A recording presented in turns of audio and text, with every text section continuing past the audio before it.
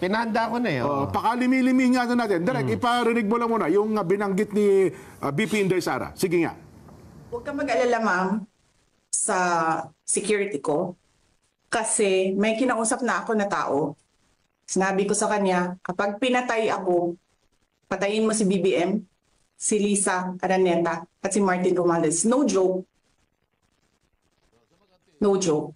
Nagdilin na ako, ma'am. Pag namatay ako, sabi ko, huwag ka tumigil hanggang hindi mo mapatay sila. And then he said yes. Ayun. Yung sinabi niya, huwag kang mag-alala, ma'am. Ewan kung sino yung kausap niya. Paano po ito online press con kung parang natanong siya nung isang reporter doon sa online eh. Kaya sinagot niya, huwag kang mag-alala, ma'am. Kasi nga, pinanggalingan nito may threat sa buhay niya. Unang-una, tinanggal yung kanyang mga gwardiya, tama? So, ayaw kong debatihin yun. Ayaw kong puntahan yun. Opo. Sinabi niya may threat sa buhay niya. Ngayon, may nagtanong sa kanya, huwag kang mag-alala, ma'am. Sabi niya, dinig na dinig ko. Opo. Para sa ganon, ay mawala yung threat na yon o kaya makounter ang threat na yon. Sinabi niya, nag-hire na rin ako. Pag ako'y napatay. Pag ako'y napatay. Opo. Meron ba siya sinabing, diretso ba si papatayin ko kayong lahat? Iba yun eh. Iba yung pag ako napatay. Pero yung threat na merong laman. Merong laman at buto.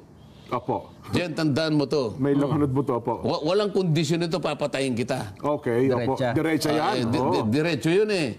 Kaya sinasabi ko, emotional outburst ito eh. Isa nangyayaring struggle, sa nangyayaring, baka naman sabihin, kinakampihan ko na, ina-analyze natin din.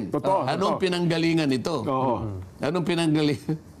Lahat na ng puwersa, lahat na ng kanyon ng House of Representatives nakatutok sa kanya, samantalang yung 349 na binigyan ng audit observation memo ng COA, tatawa-tawa lang. Nakaligtas sila. Bakit ganun? Pagkatas may threat sa buhay niya. Itong mga tao niya na araw-araw inuusig ng good government. Ito siguro talaga sumobra na eh.